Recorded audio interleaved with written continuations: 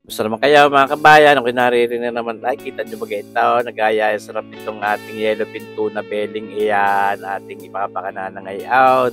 Nabili ko sa bagong palengke, sariwa-sariwa naman, talagang iniagaw ko, ay kita ko, ay naku, nagaya yan, sarap.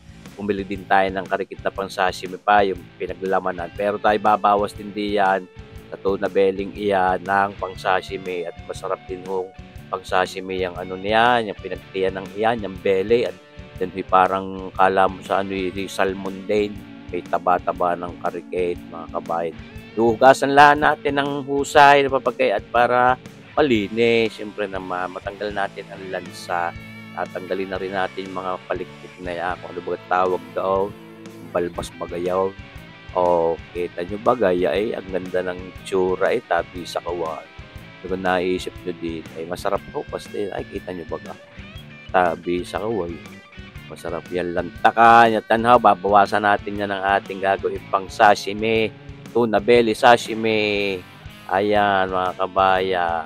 Ating tinitilap-tilap ng papagayaan. Siyempre naman. Ito naman. Nag-aayaya. Ang sarap ng belling iyon. Ito, yung mga ating gagawin naman dyan.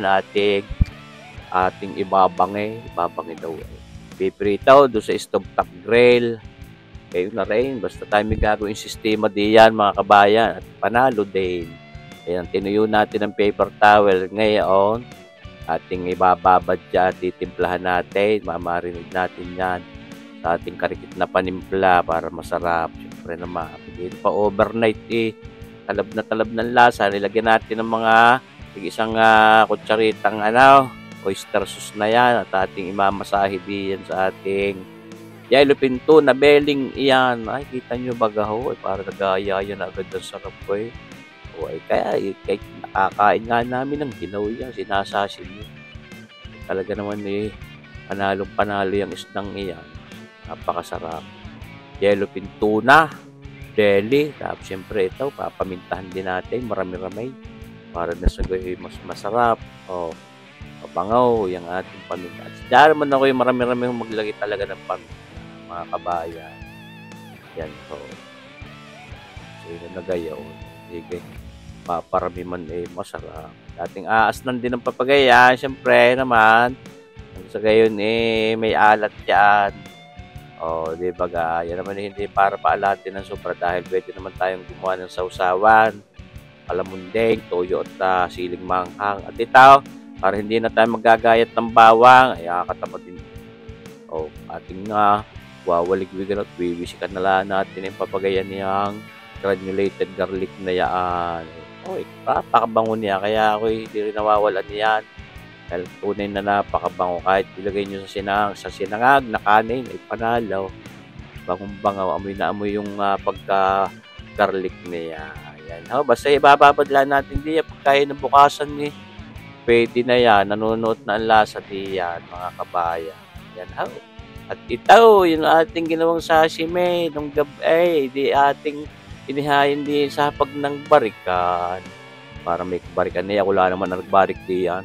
Kakabayan ng habang nanonood ng TV. At ito, pinapakita ko rin sa inyo yung ating tahong. Special na lutaw, ginamitan natin ng ketchup. Edi gahaw, napanood nyo gaya. Pagka hindi pa, inyong panuuray. At ito, magsalang na tayo dyan na ating stovetop grill na yan, ang grill pan. Yan, ating pinainit at nalagyan na rin natin ng mantika. Salamat sa iyo, kabayang Tita Mali Panganiban. Binigay mong ari sa akin na stovetop grill pan na galing pang Honolulu, Hawaii, USA. Ayan na ho. Sa kabutihan luaw ni kabayang Tita Mali Panganiban. Daw ating inihaplas na nga diyan sa ating iyan ng ating yellowfin tuna belly. Di ba nga? Parang nag-aayaya na agad yung sarap ay. Pwede na. Di ba nga? Makakabaya. Kaya makasubok din na rin. Minsan-minsan napakasarap din naman noon na rin. Mapang-ulam, mapulutan. Panalo ito. Mahal-mahal din ang karikete pero sulit naman ang sarap. Ayan, ating kukulub-kulubin din ang papagayaan ng manuot ang init doon sa kaibuturan. Ayan ho. Siyempre, ating babalik-balikin din naman. Masunog. Di ba Ako'y naglalaway, tabi sa kuwan. Dari aming hahapunanin, mga kabayan. Baga nung mabukasan, talab na talab ang lasa. Panalong panalo yan. Atin hong binabalik-balik, siyempre, kung sa gayo'y maganda't balance ang pagkakalutot, kinukulob din natin ng karikate. Ayan malakas-lakas ang apoy, siyempre. Di baga, ay, parang pwede na eh. Babalik-balikin lang din tayo may ilalagay pa rin diyan pampalinamnam at pampasarap.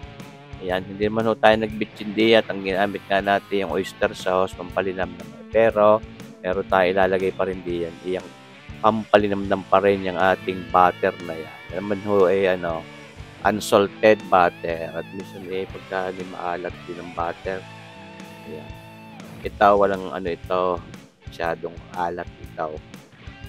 Unsalted, pero may karikit pa rin lasa.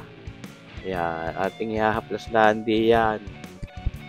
Talaga naman nag-aayaya, ang sarap, tabi sa kuwan. Yan, minasahin na ng papagay, pag hindi sumarap, tapos kukulubin natin. Ayan. Tapos, nagme-melt na yung butter na meron tayong gagawin diyan para nasagay talagang kunyari ma-achieve natin yung pagkakapagbangay kahit hindi mismo sa uling o sa baga. Ay tayo gagawa rin ng karikit na smoky flavor diyan. Kung nakasita tayo ng dragon, blowtorch, ayan, yan naman yung shape, talagang ginagamit din naman sa kulinarya mga papagayan, drama, parang binubugahan ng dragon susunugin, pasilahi mapalabas natin ng karikit na smoky flavor, ay ayos na. Yung mga kabayan, nice na. Panalong panalo yan. Babalikin natin papagayat. Yun namang ilalim. Ating bubugahan. Ayan sa inyong napapanura. Nagaya yan, sarap. Ganyan din naman ang ginagawa minsan sa mga restaurant. Mga pinaiinit, nire-reheat.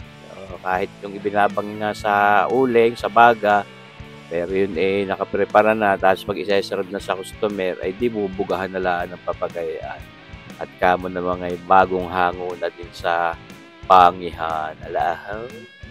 Alam ko din naman. Yan ating tinusok yun ng karikate at baka naman hilaw pa yung loob.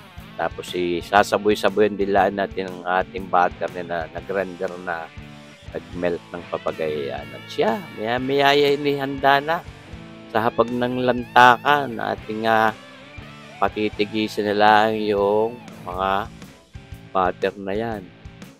At atin ang ilalagay sa ating lalagay at luto na huya. Papatay na natin ang apoy. Yan mga kabayan. Hanggang yung oras ay tinanunor pa kaya. Kita nyo ba ito? Tagaya yan, sarap. Makasubok din kayong gumawa na rin. Kaya kung ay napakasarap na pang-ulam, ay napakasarap lalong pulutan na rin. Tuwan-tawa, kabarikan, sigurado naman. Yun na nga, at dyan na sa hapag ng hapunan. Aming lalanta ka na. Kapapaikot, naang-ang din pero juicy pa rin, hindi mayapa. Hindi paghahawa mga kabayan. Ay sus, maraming salamat sa inyong panunood mga kabayan. Hindi sa ating video aray, simple naman, kayang-kaya nyo din. Meron gayang sausawan, kalamundeng, tuyaw, at saka mahanghang na siling yaan. Ay solve na ang hapunan, inakabayan. Digi para kumain din sa restaurant. Naman. Yan Ay siya, hanggang sa muli mga kabayan Abangan nyo ating mga susunod na videos. Mabuhay tayong lahat. God bless!